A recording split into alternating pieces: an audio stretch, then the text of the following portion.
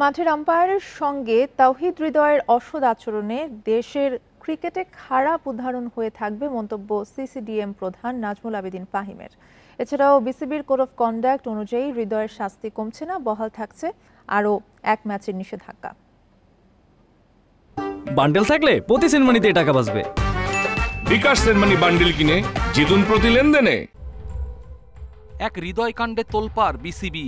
ডিপিএলে match চলাকালে আম্পায়ারের সঙ্গে অসদাচরণে 2 match নিষেধাজ্ঞার শাস্তি পান মোহামেডান অধিনায়ক। পরোক্ষ প্রভাবে পরিবর্তন আনা হয় বিসিবির কোড অব কন্ডাক্টে।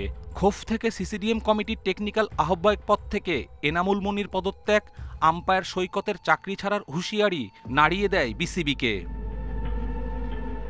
পুরো ঘটনায় বিব্রত বিসিবি সিদ্ধান্ত নিয়েছে দ্রুত। সিসিডিএমের প্রধান হয়ে ভুল স্বীকার নাজমুল আবেদীনের, জানিয়েছেন হৃদয়ের শাস্তি বহাল থাকছে আগের নিয়মেই।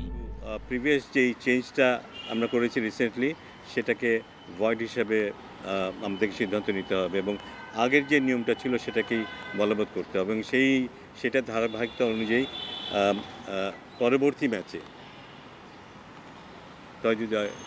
খেলার সুযোগ পাবে না। জাতীয় দলকে প্রতিনিধিত্ব করা হৃদয়ের আচরণে বিস্মিত ফাহিম। মাঠের খেলার সঙ্গে সংশ্লিষ্ট সবার কাছে দায়িত্বশীল আচরণ প্রত্যাশা তার। যত বড় মাপের খেলোয়াড় হবে তার দায়টা তত বেশি থাকবে এবং এই ধরনের কোনো সিদ্ধান্ত সবার চোখে পড়বে, এটি স্বাভাবিক এবং এগুলি এক্সাম্পলারি হবে, সেটাও স্বাভাবিক। এটার থেকে আমাদের বেরিয়ে আসার ক্ষেত্রে সবচেয়ে বড় ভূমিকা রাখতে পারে কিন্তু জাতীয় দলের খেলোয়াড়রা। তো আমার আশা থাকবে এবং আমরা চেষ্টা করব এগুলোকে কম্পালসারি করার জন্য। বোর্ডের সবকিছুতেই যেন ভর করছে বিশৃঙ্খলা। এরই মধ্যে ছড়িয়ে পড়েছে সভাপতির আর্থিক অনিয়মের নানান তথ্য। সত্যতা প্রমাণের আগে কোনো মন্তব্য করতে চান না ফাহিম।